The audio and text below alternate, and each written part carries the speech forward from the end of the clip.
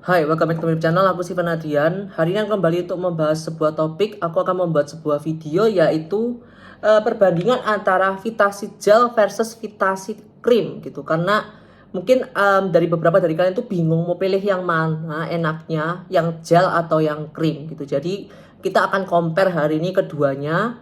Akan aku bahas juga mulai dari efektivitas, tingkat iritasi, kemudian kelebihan kekurangan dan pengalaman di aku bagaimana, karena aku memang sudah menggunakan kedua produk ini ya. Jadi aku sudah menggunakan kedua produk ini baik gel maupun krim, namun aku tetap di bawah pengawasan dokter ya. Jadi aku di bawah pengawasan SPKK. Ingat, ini adalah obat K, logonya K, yang artinya ini adalah obat keras, di mana sebaiknya penggunaannya tetap di bawah pengawasan dokter dokter lah, di bawah pengawasan dokter SPK kamu, karena efek sampingnya juga hebat sebenarnya. Jadi harus lebih berhati-hati. Cuma aku tahu kalian pasti banyak yang bandel, pasti pada wes gak peduli dokter, pokoknya ayo beli saja. Ya, Vitasit termasuk dalam OWA atau obat wajib apotek, di mana bisa diberikan tanpa resep dokter. Nyo, wis tak spill toh, misalnya memang ini bisa dibeli tanpa resep dokter karena termasuk OWA atau obat wajib apotek. Nyo, wis silakan ya, mau beli wis. Nah, jadi Vitasit ini merupakan merek sebenarnya. Oke, dia ini merupakan merek dari Surya Dermato Medical Labs. Oke, jadi merupakan merek sebenarnya. Cuma isi dari Vitasit adalah tretinoin. Tretinoin atau nama lainnya adalah retinoic acid, ya kan? Untuk Vitasit dalam krim ini dia tersedia dalam konsentrasi 0,1%, 0,05% dan 0,025%. Kalau yang gel ini konsentrasinya aku nggak tahu ya 0,1%-nya ada atau enggak. Mungkin kalian bisa komen di bawah. Setahuku ada 0,05% dan 0,025%. Nah, aku ada 0,05% di sini, cuma dia formulanya berbeda. Nanti akan aku pinggirkan saja. Ini yang formula 0,025, kita compare dua-duanya. Nah, kalau tretinoin itu sendiri merupakan bahan yang memang dia tuh holy grail lah ya. Dia tuh bisa untuk anti-aging, anti-acne, dan dia juga brightening. Jadi dia tuh mampu untuk mengurangi noda kehitaman, melasma, dan juga bisa untuk even out skin tone sebenarnya. Cuma datang dengan resiko efek samping yang juga luar biasa, yaitu peeling, drying, ngelupas, iritasi, dan teman-temannya. Banyak efek sampingnya. Nah, tretinoin itu kan tidak mungkin kalian langsung ceplok taruh ke muka, itu kan tidak mungkin. Karena ada yang komentar bahwa kayak, Kak, kalau aku pakai gliserin 100% gimana ke muka? Weh, tolong, itu bahan kimia. Aku kayak, weh, suara apa ini? Suara anjingku kayak aku punya anjing husky by the way 2. Jadi aku punya anjing serigala 2 dan ini sekarang ya berbunyi kayaknya. Oke, aku sampai mana dia ngomong? Ya kan lupa kan? Oke. Jadi apa itu anjingku? Oke. Jadi kita akan bahas sekarang tretinoin gel sama krimnya. Oke. Jadi tretinoin kan kalian nggak mungkin langsung tepok taruh ke muka kan? Apa sih? Nanti aku nggak mau ngedit, bodo amat, ini masuk bloopers ya, sudah terserah kamu. Jadi di sini kan memang dia itu ada tretinoin, kan kamu nggak bisa langsung taruh tepok di jidat, taruh di muka kan ya kan, kalian nggak mungkin. Pasti kalian tuh harus masukkan ke sebuah vehicle atau basis sediaan untuk menghantarkan tretinoin tersebut ke muka. Jadi tidak mungkin kalian langsung taruh tretinoin ke muka kalian kan, itu tidak mungkin. Jadi memang kalian tuh harus masukkan ke dalam sebuah basis vehicle atau sistem pengantaran obat tertentu, dan dia masuk ke dalam basis semi solid sebenarnya. Jadi untuk basis semi solid atau preparasi semi solid itu ada gel, krim, salep, pasta gitu. Jadi modelannya sebenarnya banyak gitu ya. Jadi ada beberapa bentuk dalam sediaan semi solid. Cuma memang dia ada juga semi solid yang terbaru untuk basis vehicle penghantarnya, namanya adalah NDDS atau Novel Drug Delivery System, yang mana merupakan contohnya ada dalam bentuk microsphere, udah ada NLC atau nanostructured lipid carrier, dan juga SLN atau solid lipid nanoparticle. Cuma kan kalian nggak mungkin ya jual obat kalian tulis langsung microsphere tretinoin, kan ya jarang, atau mungkin NLC tretinoin, kan ya jarang gitu. Jadi biasanya dalam bentuk basis sediaannya memang gel, krim, salep maupun pasta. Nah, pasta lagi, gel atau krim biasanya kok Vitasit malahan. Nah, jadi apa yang membuat mereka itu berbeda gitu kan ya. Jadi kalau krim memang dia tuh cenderung lebih ke emollient base, yang artinya apa? Dia tuh lebih banyak komponen minyaknya. Kalau misalnya yang gel memang dia tuh water based atau lebih banyak komponen airnya. Yang mana keduanya kan beda secara tekstur, secara fungsi berbeda, di mana emollient tuh untuk menghaluskan kulit atau melembutkan kulit. Kalau misalnya yang dia yang humectant tuh lebih ke arah untuk meningkatkan hidrasi kulit. Jadi agak berbeda ya mainannya. Nah, untuk formulanya, jujur saja aku tidak tahu kenapa. Karena ini kan merek paten yo dari formula manufakturnya itu sendiri. Yang mana tentu saja aku tidak tahu formulanya itu apa. Karena kalau misalnya aku tahu, namanya aku nge-spill formulanya. Jadi aku tidak tahu. Jadi aku punya formula rujukan di sini yang bisa menjadi sebuah kayak gambaran besar saja lah. Formulanya itu kurang lebih kayak ya apa gitu. Aku ada di sini. Oke, jadi di sini kalau misalnya dia tuh kalau kamu lihat dia tuh banyak nama farmasinya. Oh ya, by the way ini dari Handbook of Pharmaceutical Manufacturing Formulation Semi-Solid Preparation. Nah, cuma karena dia namanya juga kayak nama dagang, nama merek kan, nama farmasi besar kemungkinan kalian tidak tahu ini apa namanya. Jadi kalau misalnya tretinoin cream secara overall dia itu mengandung tretinoin. Kemudian emoliennya di sini ada luvitol EHO atau namanya cetil etil heksanoat. Kemudian ada gliseril monostearat, kemudian ada cetil alkohol sebagai pengeras juga, kemudian ada propilen glikol sebagai humectantnya juga. Kemudian untuk lain-lainnya pasti adalah emulsifier gini. Kenapa? Karena oh ya, ada water purified, ada purified waternya juga. Karena krim itu adalah komponen minyak, komponen air yang kamu gabungkan. Oke, jadi tentu saja perlu emulsifier untuk bisa menggabungkan mereka berdua. Nah, sedangkan kalau misalnya yang tretinoin gel itu adalah tretinoin, kemudian ada alkohol, kemudian ada air, dan juga ada ya alkohol, air, kemudian secara over sama tretinoin. Oke, jadi alkoholnya cukup tinggi, yang mana itu artinya mereka tuh berbedanya seperti itu. Oke. Untuk di formula rujukan tidak ada humectantnya untuk alkohol ya. Jadi cuma murni alkohol sama air sebenarnya, dan juga beberapa bahan lainnya tidak akan aku sebutkan satu persatu karena akeh gitu toh. Jadi ya once again dia komponen minyak dan komponen air ya kan. Jadi di sini humectantnya untuk apa? Jadi humectantnya untuk mencegah penguapan air supaya nggak mengeras sediaan krimmu. Karena humectant pasti sediaanmu akan mengeras. Dan di sini dia tidak ada humectantnya, hanya ada alkohol dan juga air. Nah, dia ada airnya juga ya. Jadi kemudian kita akan mulai bahas dari efektivitasnya. Nah, untuk efektivitasnya sebenarnya aku jujur saja untuk menemukan jurnal tuh banyak orang jurnal pun juga pada bingung sebenarnya lebih efektif yang mana.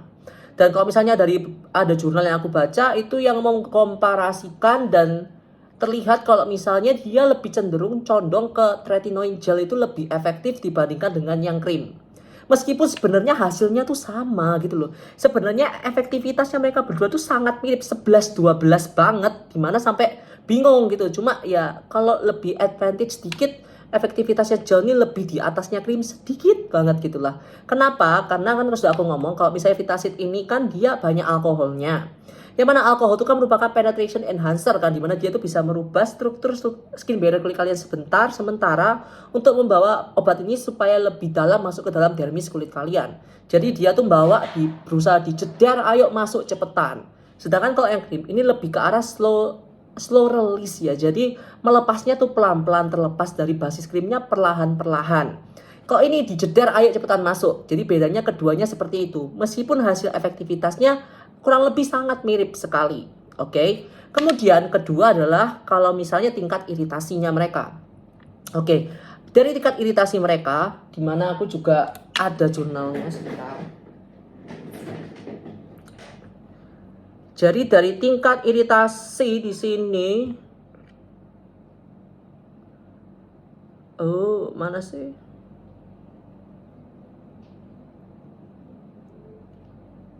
Oke. Jadi dari tingkat di sini kalau misalnya tretinoin gel itu lebih mengiritasi dibandingkan tretinoin cream. Dari hasil mereka didapatkan kalau misalnya rata-rata iritasi dari tretinoin cream adalah 0,1 sampai 0,3, sedangkan gel adalah 0,2 sampai 0,8 untuk indeks rata-rata iritasi perharinya. Jadi bisa dibilang kalau misalnya singkat iritasi dari tretinoin gel akan lebih iritasi dibandingkan dengan yang krim. Yang mana itu make sense. Kenapa? Dari formula rujukan yang alkoholnya 15% itu kenceng banget. Dan baunya dia juga alkoholnya kenceng banget. Dimana kamu tahu lah alkohol itu kan memang tidak ramah untuk kulit sensitif ya. Dia kan sangat irritating, sangat drying, bisa ngarahin kulit merah, iritasi, terkelupas. Dimana ya memang pasti yang gel alkohol pasti akan lebih iritasi dibandingkan dengan yang krim. Itu sudah pasti. Kemudian kita akan ketiga bahas dari kelebihan kekurangan mereka masing-masing. Oke. Untuk kelebihan mereka ya kamu udah kelihatan lah kalau misalnya itu lebih efektif namun lebih iritasi. Ini sama-sama efektifnya, cuma lebih tidak mengiritasi. Kita akan masuk ke bahas akseptabilitas atau enak-enakan pakainya ya apa. Itu akan menentukan kalian tuh lebih cocok pakai yang mana. Nah, kamu tahu kalau misalnya krim itu mereka pasti akan tebal teksturnya dibandingkan dengan gel, ya kan? Jadi bagi kalian yang memiliki kulit yang memang kering gitu kan, jadi sebaiknya kalian menggunakan yang bentuknya krim. Sebenarnya krim ini bisa untuk for all skin type, mau yang kering maupun sampai yang oily, kalian bisa pakai. Cuma yang kulitnya memang oily skin, ya kalian mau nggak pakai yang tebel-tebel sedikit? Kalian mau nggak? Kalau misalnya kalian nggak apa-apa, ya pakai krim nggak masalah. Cuma bagi yang memang yang gel ini, aku akan ngomong lebih ke arah orang yang kulitnya oily skin atau combination skin lah setidaknya, yang mana mereka itu gampang berminyak dan tidak suka dengan tekstur yang tebal. Itu yang akhirnya akan membuat pakai ke gel karena teksturnya lebih ringan. Cuma gel tidak akan aku sarankan sama sekali untuk orang yang kulitnya kering. Kenapa? Dengan alkohol ini sangat-sangat kering. Jadi untuk yang kulitnya kering atau yang normal pakai krim. Atau jika kalian memang mau ingin menggunakan dalam jangka waktu yang lama, yo pakai sing krim. Kalau misalnya untuk kalian yang cowok, dimana cowok itu kan memang memiliki kelenjar minyak yang lebih besar dibandingkan dengan perempuan. Dan secara overall kulit cowok itu lebih oily dibandingkan dengan perempuan. Makanya banyak dari cowok yang akan lebih suka dengan gel. Dan aku termasuk salah satu yang suka dengan gel juga. Oke, saat kita akan masuk ke personal preferenceku bagaimana. Aku sudah pakai keduanya. Dan jujur saja aku jauh lebih suka yang gel dibandingkan dengan yang krim. Meskipun ini sangat mengiritasi kulitku banget. Dan kalau misalnya kulitku lagi ada masalah sedikit, ini tuh perihnya luar biasa. Sedangkan yang krim itu tidak perih. Nah, namun kenapa kok aku malah dengan sotoynya milih yang perih? Karena begini, kalau misalnya aku pakai yang gel, dia tuh langsung ngeset, ya nggak ngeset ya. Setengah jam dia tuh akan ngeset banget dan aku bisa timpa moisturizer tebal di atasnya. Moisturizer yang aku pilih sendiri, yang aku beli, yang aku merasa kayak aku cocok dengan moisturizer ini. Aku bisa dengan gampang aku timpa di atasnya moisturizer yang tebal. Dan itu aku juga, mungkin aku merasa oily sedikit ya, oilynya karena moisturizerku. Dan itu oily yang aku suka. Sedangkan kalau misalnya aku pakai krim, aku timpa moisturizer di atasnya lagi, aku nggak kuat karena sangat oily, tebal dan aneh. Mukamu gak enak rasanya bagiku ya. Kayak aneh mukaku, tebel-tebel, mana aku nggak suka sama sekali. Ini saja aku pakai di kulit kering, ini aja sudah krim, sudah sebenarnya kulitku sudah kerasa tebel benernya. Aku timpa moisturizer tebel lagi di atasnya, yo tebel banget dan aku tidak suka akhirnya. Makanya aku nggak suka menggunakan yang krim dan aku lebih prefer yang gel. Cuma kalau misalnya kulitku lagi sensitif banget hari itu, aku bakal pakai yang krim. Kenapa? Karena untuk rasa perih-perih panasnya dia itu lebih sangat jauh tidak perih dibandingkan dengan yang ini. Ini rata-rata perihnya tuh hampir nggak pernah perih menurutku. Jadi sangat-sangat mild sekali. Sedangkan ini wis kenceng banget, wis iritasinya merahnya tuh kenceng banget. Dan after looks-nya setelah aku pakai ini, secara overall kulitku lebih merah dibandingkan dengan menggunakan yang ini. Cuma karena saya once again orangnya nekat dan saya suka moisturizer tebal, aku cinta moisturizer tebal, jadi aku tetap pilih yang gel. Oke. Sedangkan kita akan mulai bahas yang ke 0,05%. Yang ini formulanya agak berbeda dibandingkan dengan yang ini. Karena dia itu gel yang dia tuh ada sedikit emoliennya. Jadi nggak murni gel biasa. Kita akan bahas satu persatu, kita lihat teksturnya mereka. Oke, tekstur krim yang pertama. Krim biasa, kamu oleskan, putih. Ya kan? Ya kayak krim pada umumnya. Ini emoliennya bekerja, putih. Kalau misalnya gel, kamu lihat dia bening. Kamu oleskan, dia langsung nyerap. Buset, dah alkoholnya kayak hand sanitizer baunya. Kenceng banget. Sedangkan kalau yang Vitasit 0,05, ini teksturnya unik, tak kasih tahu. Ini gel ya, kayak gini, gel krim. Kamu oleskan, dia ada putih-putihnya sedikit dari krim, namun teksturnya ringan kayak gel. Jadi dia gel yang emulgel, oke? Jadi komponen minyak dalam gel, namanya emulgel. Nah, dia tuh komponennya emulgel. Karena kenapa? Karena 0,025% retinoin saja, dia dengan alkohol itu sudah sangat iritasi, sangat mengiritasi kulit. Kamu bandingkan 0,05%, 2 kali lipat konsentrasinya kamu kalau alkohol, kulitmu bakal seiritasi apa gitu kan. Akhirnya makanya dia masukkan ke dalam komponen emulgel yang akhirnya ini alkoholnya bisa dibilang very mild, hampir tidak tercium bau alkohol sebenarnya. Jadi memang sangat lebih tidak alkohol dibandingkan dengan yang ini. Ini juga mengapa harganya dia tuh 2 kali lipatnya ini. Ini Vitasit 0,025%, HET-nya dia tuh 35. Yang 0,05% HET-nya dia tuh 68.000. Jadi harganya hampir 2 kali lipatnya karena formulasi berbeda dan mereka tidak bermain dengan alkohol saja, namun bermain juga dengan komponen emollient juga. Jadi itu yang membuat mereka tuh berbeda.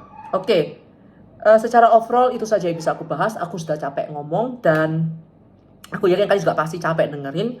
Jadi so far, thank you so much for watching. See you next time. Bye.